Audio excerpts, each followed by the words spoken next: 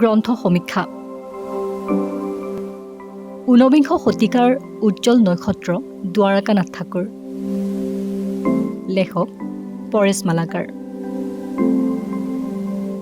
কেতিয়াবা কিতাপ এখন পঢ়ি শেষ কৰাটো এটা দায়িত্বৰ দৰে। কিতাপ কিনাৰ অৰ্থ হ'ল কিতাপ পঢ়া। কিনাৰ পিছত কিতাপখন নপঢ়ালৈকে এটা কৰিবলগীয়া কাম নকৰাকৈ থকা যেন লাগে। কিনা কিতাপ এখন পঢ়াৰ পিছতহে মনটো পাতল পাতল লাগে। কিন্তু ভাল কিতাপ এখন এবাৰ পঢ়িয়েই জানো সামৰি থ'ব পাৰি? এখন ভাল কিতাপ ভিন্ন দৃষ্টিভংগীৰে বাৰে বাৰে পঢ়িব পাৰি। কৃষ্ণ কৃপালনীৰ দ্বাৰকানাথ টেগৰ আ ফৰগটেন পায়োনিয়াৰ নামৰ কিতাপখন পঢ়াৰ পিছত ইয়াত মই কিতাপখনৰ এক সামগ্ৰিক আলোচনা কৰিব বিচৰা নাই। কিতাপখনে আমাৰ আগত দাঙি ধৰা কেইটামান বিষয় সম্পৰ্কেহে আলোচনা কৰিব বিচাৰিছোঁ। তাৰ আগতে পটভূমিটো কৈ থোৱা উচিত হ'ব।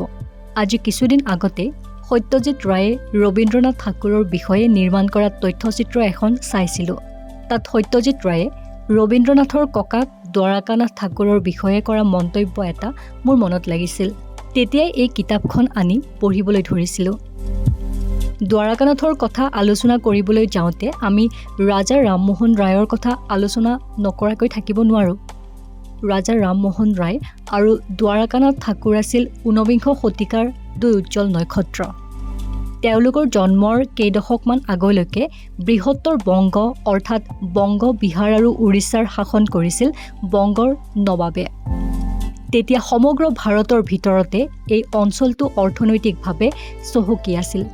আধুনিক ভাৰতৰ ইতিহাসত 1757 চনটো বৰ গুৰুত্বপূৰ্ণ। এই চনটোৰ 23 জুনত বংগৰ নবাব চিৰাজউদ্দৌলা আৰু ব্ৰিটিছ ইষ্ট ইণ্ডিয়া কোম্পানীৰ নেতৃত্বত থকা ৰবাৰ্ট ক্লাইভৰ মাজত পলাচীৰ যুদ্ধ হৈছিল। সেই ঐতিহাসিক পলাচীৰ যুদ্ধ নবাবৰ প্ৰধান সেনাপতি মীৰ জাফৰৰ বিশ্বাসঘাতকতাৰ বাবেই চিৰাজউদ্দৌলা পৰাজিত হৈছিল। এই যুদ্ধই আছিল ভাৰতত ব্ৰিটিছ যুগৰ আৰম্ভণি। এফালে এক অৱক্ষয়মান মোগল সাম্ৰাজ্যৰ বেলিমাৰ আৰু আনফালে এক উদীয়মান ইংৰাজৰ শক্তিৰ প্ৰাদুৰ্ভাৱ। ভাৰতৰ কাৰণে ঊনবিংশ শতিকাৰ পৰিহাসটো আছিল এইটোৱেই যে এফালে ই আছিল ৰাজনৈতিক পৰিধীনতাৰ যুগ আৰু আনফালে ই আছিল শিক্ষা দীক্ষা সাহিত্য সংস্কৃতিৰ জগতত এক নৱজাগৰণৰ যুগ। ৰাজা ৰামমোহন ৰায় আৰু দ্বাৰকানাথ ঠাকুৰ আছিল এই যুগৰ অগ্ৰদূত। ৰাজা ৰামমোহন ৰায়ে বেদ উপনিষদৰ মূল দাৰ্শনিক তত্ত্বৰ ওপৰত গুৰুত্ব দি তাক প্ৰাচ্য আৰু পাশ্চাত্যৰ উদাৰ মানৱতাবাদী পৰম্পৰাটোৰ লগত সংযুক্ত কৰিব বিচাৰিছিল। এই ক্ষেত্ৰত মধ্যযুগৰ ভক্তি আন্দোলন আৰু ইছলামৰ চুফি আদৰ্শৰ দ্বাৰাও তেওঁ বাৰুকৈ প্ৰভাৱিত হৈছিল। তেওঁ সকলো অন্ধ সংস্কাৰ আৰু অন্ধধৰ্মীয় গোড়ামীৰ বিৰোধিতা কৰিছিল। সতীদাহ প্ৰথাৰ অৱসান বিচাৰিছিল আৰু বিধৱা বিবাহৰ পোষকতা কৰিছিল।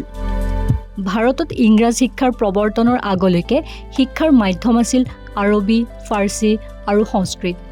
আধুনিক শিক্ষা আৰু জ্ঞান বিজ্ঞানৰ পৰিভাষাৰ কাৰণে এইসমূহ ভাষা অনুপযুক্ত আছিল। মন কৰিবলগীয়া কথা যে ঠিক সেই সময়ছোৱাতেই 1793 চনত বংগৰ শ্ৰীৰামপুৰত বেপ্টিষ্ট মিছনেৰী উইলিয়াম কেৰীয়ে বেপ্টিষ্ট মিছনৰ প্ৰতিষ্ঠা কৰিছিল। প্ৰথমে ইষ্ট ইণ্ডিয়া কোম্পানীয়ে তেওঁলোকৰ বাণিজ্যিক স্বাৰ্থ হানি হ'ব পাৰে বুলিয়েই শিক্ষা দীক্ষা আৰু ভাৰতীয় লোকৰ ধৰ্মীয় আচাৰ আচৰণত হস্তক্ষেপ কৰিব বিচৰা নাছিল। কিন্তু প্ৰশাসনিক স্বাৰ্থতে পিছত ভাৰতত ইংৰাজী শিক্ষাৰ প্ৰৱৰ্তন কৰিবলৈ বাধ্য হৈছিল। এই ক্ষেত্ৰত ইভলিউশ্যন অৱ স্বদেশী থট শীৰ্ষক প্ৰবন্ধত বিশিষ্ট দেশপ্ৰেমী আৰু বিপ্লৱী সোমেন্দ্ৰনাথ ঠাকুৰৰ কথাখিনি তাৎপৰ্যপূৰ্ণ। 18 শতিকাৰ শেষৰ ফালে আৰু 19 শতিকাৰ আৰম্ভণিতেই ভাৰতত মাত্ৰ দুজনহে ব্যক্তি আছিল যিয়ে ভাৰতত ব্ৰিটিছ শাসনৰ আগমনৰ ফলস্বৰূপে হোৱা অৰ্থনৈতিক বিপ্লৱৰ ঐতিহাসিক তাৎপৰ্য উপলব্ধি কৰিব পাৰিছিল। তেওঁলোক আছিল ৰাজা ৰামমোহন ৰায় আৰু দ্বাৰকানাথ ঠাকুৰ। দুয়োজনেই আছিল ভাৰতপ্ৰেমী, জাতীয় ঐতিহ্যক লৈ গৌৰৱ কৰা একোজন জাতীয়তাবাদী।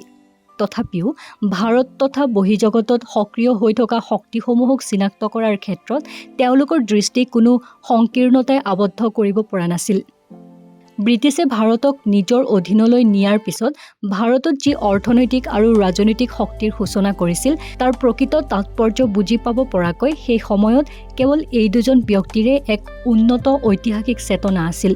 দুয়োজনে এই অৰ্থনৈতিক বিপ্লৱক আদৰণি জনাইছিল আৰু সম্পূৰ্ণৰূপে অনুভৱ কৰিছিল যে এই অৰ্থনৈতিক শক্তিসমূহৰ পূৰ্ণ বিকাশৰ পথ প্ৰশস্ত কৰিবলৈ ইয়াৰ পিছত যি ৰাজনৈতিক পৰিৱৰ্তন আহিব সেয়া ভাৰতৰ বাবে অপৰিসীম কল্যাণকৰ হ'ব। ৰামমোহনৰ ক্ষেত্ৰখন আছিল মূলতঃ শিক্ষা দীক্ষা আৰু ধৰ্মীয় সংস্কাৰ, কিন্তু দ্বাৰকানাথ ঠাকুৰ আছিল এজন উদ্যোগী পুৰুষ। তেওঁ বতৰৰ আগলি বতৰা ধৰিব পাৰিছিল। ৰামমোহন ৰায়ৰ সকলো সংস্কাৰমূলক প্ৰচেষ্টাক তেওঁ আদৰণি জনাইছিল, তাত যিমান পাৰে সহায় কৰিছিল। তেওঁ আয়োজন কৰা আত্মীয় সভাত উপস্থিত থাকিছিল, শিক্ষা দীক্ষা আৰু সমাজ কল্যাণমূলক কামত মুক্তহস্তে দান বৰঙণি দিছিল। হিন্দু কলেজ আৰু কলিকতা মেডিকেল কলেজলৈ তেওঁ বিশেষ অৰ্থ সাহায্য আগবঢ়াইছিল। কিন্তু তেওঁৰ উৎসাহ আছিল ব্যৱসায় বাণিজ্য আৰু উদ্যোগত। সেইখন আছিল তেওঁৰ নিজৰ ক্ষেত্ৰ।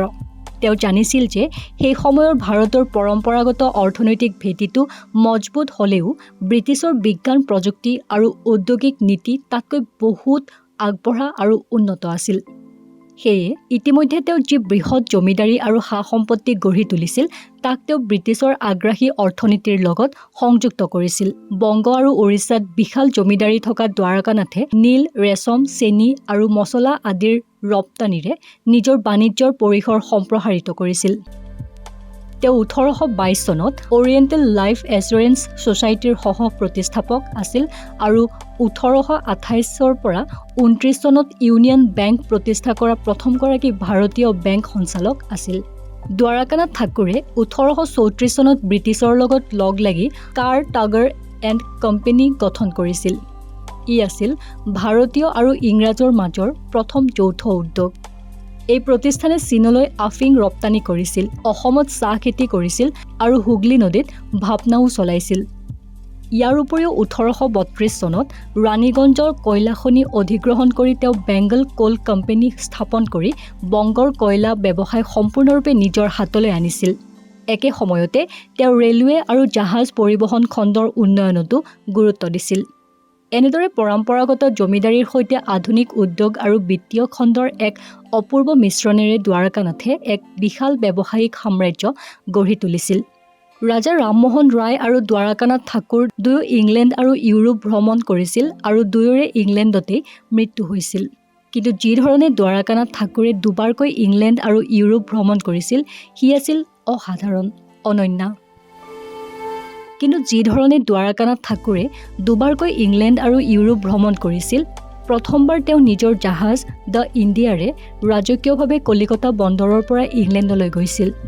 লণ্ডনত ব্ৰিটিছ প্ৰধানমন্ত্ৰী Robert Peel, Prince Albert, Duchess of Kent আৰু ৰাণী ভিক্টৰিয়াই তেওঁক আদৰণি জনাইছিল। ইংলেণ্ড ভ্ৰমণ সামৰি তেওঁ পেৰিছলৈ ৰাওনা হৈছিল। এইবাৰ তেওঁক ফ্ৰান্সৰ ৰজা লুই ফিলিপে অভ্যৰ্থনা জনাইছিল। যাত্ৰাপথত শ্ৰীলংকাৰ প্ৰাকৃতিক সৌন্দৰ্য, ইজিপ্তৰ পিৰামিড, মাল্টাৰ সমাধি আৰু গীৰ্জাসমূহৰ লগতে ইটালীৰ পাহাৰ পৰ্বত তথা ঐতিহাসিক স্থানবোৰ দেখি তেওঁ তবধ মানিছিল আৰু অভিভূত হৈ পৰিছিল।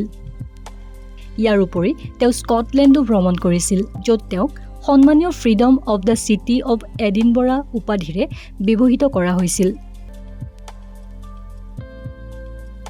দ্বিতীয়বাৰ তেওঁ নিজৰ জাহাজেৰে ইংলেণ্ডলৈ যোৱা নাছিল। এইবাৰো তেওঁ লণ্ডন আৰু পেৰিছৰ বিলাসী হোটেলত উঠিছিলগৈ। তেওঁৰ ইউৰোপ ভ্ৰমণৰ সময়ত কোন তেওঁক লগ ধৰিবলৈ নহাকৈ আছিল, কাক তেওঁ ভালৰো ভাল হোটেলত অভ্যৰ্থনা নিদিয়াকৈ অপায়ন নকৰাকৈ আছিল। সকলো সময়তে তেওঁ ইউৰোপৰ ধনাঢ্য আৰু বিদ্যৎ মহলৰ দ্বাৰা পৰিবেষ্টিত হৈ আছিল। তেওঁৰ অভ্যৰ্থনালৈ নিমন্ত্ৰিত বিখ্যাত ইংৰাজ লেখক সাংবাদিকসকলৰ মাজত আছিল Count D'Orsay, Charles Dickens, William Thackeray, Douglas Jerrold, Mark Lemon, Josiah Mayhew আদি।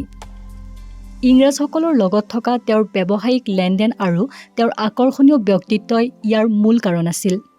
সেই তেতিয়াৰ পৰা এতিয়ালৈকে কোনো ভাৰতীয় বিদেশত এনেকৈ সমাদৃত হৈছিল বুলি মনে নধৰে। এই বিদেশ ভ্ৰমণত তেওঁ মাহে কেইবা কোটি টকা খৰচ কৰিছিল। কিতাপখন পঢ়ি থাকোঁতে আৰু এটা আচহুৱা অনুভৱ মনলৈ আহিছিল। 250 বছৰৰ আগৰ এটা ধাৰাবাহিক আৰু জীৱন্ত পৰম্পৰাই বিশেষকৈ ইউৰোপৰ ক্ষেত্ৰত বাৰে বাৰে আহি যেন আমাক ধৰা দিয়েহি কিতাপখনৰ পাতত। মই মাজতে ইটালী আৰু ফ্ৰান্সলৈ যাওঁতে তেখেত যিবোৰ ঠাইলৈ গৈছিল সেই ঠাইবোৰ দেখাৰ সৌভাগ্য হৈছিল। ৰোমত তেওঁ সেই সময়ৰ পোপক লগ পাইছিল, কিন্তু ভেটিকান তেতিয়া নিৰ্মাণ হোৱাই নাছিল। ঊনবিংশ শতিকাৰ সেই ঐতিহাসিক কীৰ্তিচিহ্নৰ ভালেমান এতিয়াও বিদ্যমান। ঊনবিংশ শতিকাৰ পৰা একবিংশ শতিকালৈ কি এক জীৱন্ত পৰম্পৰা, এক সপোন লগা বাস্তৱ।